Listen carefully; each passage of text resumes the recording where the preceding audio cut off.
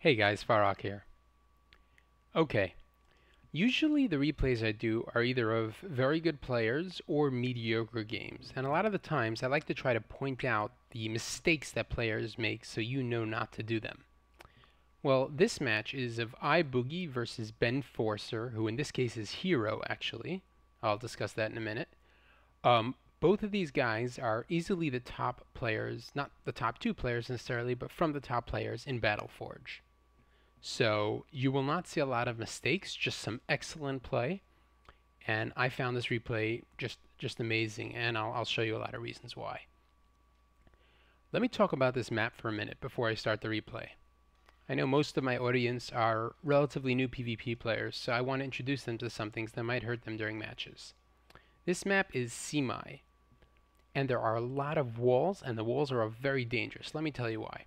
Let's say you grab this well over here, which is, these two are very common starting wells because it's right near your base.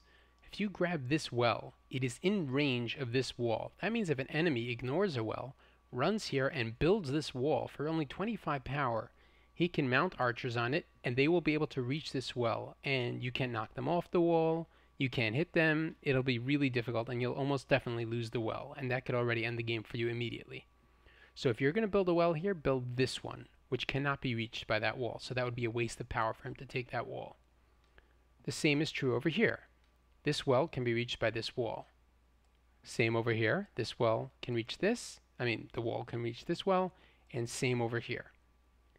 Now the middle in Semi is interesting. In most maps, the middle is the best position, and you want to be the first to get there and to grab a well, because then you can attack in any direction, and it's easy to defend because everything's here. Well, on Semi, the middle is very tricky. Let me tell you why. First of all, this wall can reach this well, so the enemy can grab this.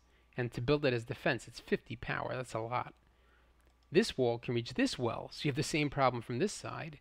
And archers standing over here can certainly reach this well, and I believe they can reach these two wells as well. Also, something like fire, which has mortar tower, you can build a mortar tower over here, and then you can reach anything over here. So you can just run one unit in, it will wreck havoc. Shadow has Shadow Phoenix, which can splash down and damage everything here. So this is just a very dangerous cluster. It can be attacked from so many directions. So a lot of players don't take the middle on this map. Here we have iBoogie running around here. And here we have Benforcer make a Forsaken and a Dread Charger. iBoogie makes two Scavengers.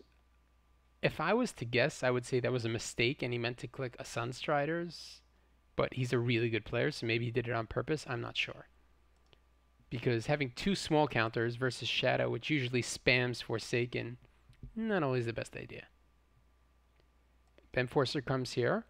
As I told you, he takes this well. It's the least vulnerable well. It can't be reached from here or from either wall.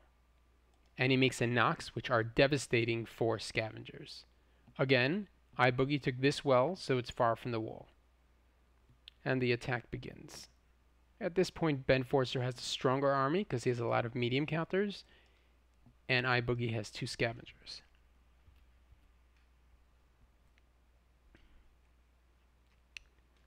It's very tricky playing so many units at once because it's hard to tell them all to do something else and to micromanage them, and if you keep too many together, you can get a nasty surprise or a eruption that can really do heavy damage. Like, look right here. Perfect. Kill those Forsaken, damage these enough that they're going to die, and really damage that Nox, so these Sunstriders are going to kill him. So that's 150 damage done from that 175 power eruption. So iBoogie came out clearly ahead of this fight.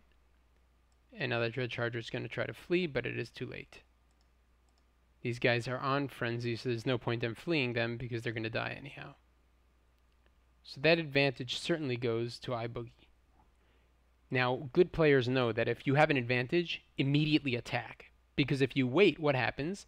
All of the void power from these units slowly go back to the enemy, and then you're going to be even again, or very close to even. But if you immediately go on the attack and all of his power is still stored in void, then you have a tremendous advantage. So even though it's not smart fighting near an enemy well, iBoogie is going to take this immediate advantage and quickly go on the offensive. The Dread Charger on the side, most likely to sneak in over here and do a nasty surprise while all the enemy tries to sneak in from here. The nasty surprise range is much bigger than the eruption range and does a lot of damage. Here's the Nox to take out a scavenger. And I'm almost certain he's going to nasty this Dread Charger. There you go. The reason he did is because, remember I talked about large counters? Shadow has the worst large counter. Now it's not really true. The Night Guard's very good because it can swap. But what's bad about Night Guard is its ability is not immediately usable. So Benforcer can't just make a Night Guard and swap. He has to wait for the cooldown. So he'd make it, and then, you know, iBoogie would shoot it down with Sunstriders, and it would be dead. And this Sunderer would still be alive. So Shadow has the hardest time with Sunderers. That's why he brought the Dread Charger here and nastied. He killed the Scavenger, and he heavily damaged this Sunderer. If the Sunderer is not on very low health, Shadow has a very hard time killing it. That Nox just took out a Scavenger. Now he's going to focus everything on this guy. Probably frenzy this Forsakens immediately, yes. To do heavy damage. He really wants to kill this. Wow. Look, that Well's already at less than half health. These thugs are going to kill these Forsaken. By the way, the reason iBoogie is not making any more units, maybe he'll make one more unit, I don't know, is because he wants to have enough power, 75 power, to do an eruption here. Remember, once the Well gets to 300 health, eruption kills it. If he makes another set of units, he might not have 75 power. Like, let's say, for example, he made another Sunstriders. And then Benforcer's units killed everything. Before he got back to 75 power, he wouldn't be able to erupt the Well, and then Benforcer would be able to heal it. So he's trying to do as much damage as he can. Right before he dies, he's going to erupt it. There you go. And now these thugs are for sure going to die. But he got that Well down. Now let me tell you what's going through Benforcer's head. The same thing that happened before. Benforcer's thinking, he waited to the last second to do that eruption. He probably has very little power, which he does. iBoogie only has about 90 power. Benforcer's like, look at my army, a 200 power army. All right, he got down my Well, but he's short on power now. I'm going to quickly go on the offensive. And he does the same thing in return. He quickly goes in the offensive to get this Well down.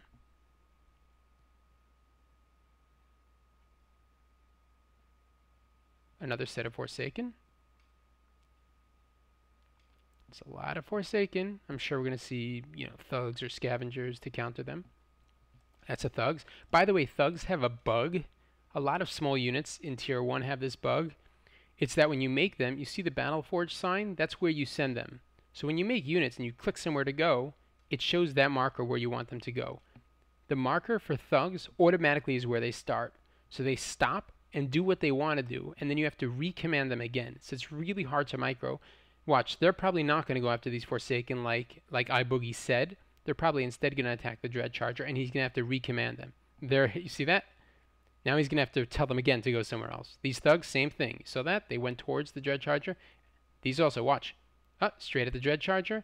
Then he'll have to tell them to go somewhere else. Or maybe in this case he actually wants them attacking the Dread Charger. Okay, we missed that.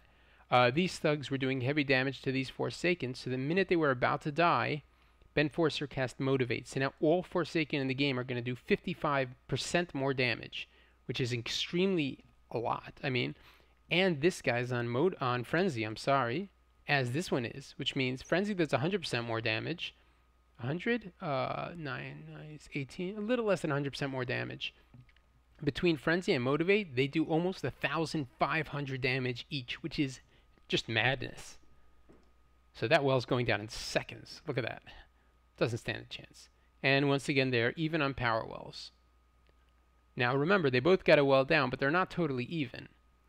iBoogie sucked 90 power out of this Well before he lost it. Benforcer only sucked like 70 power.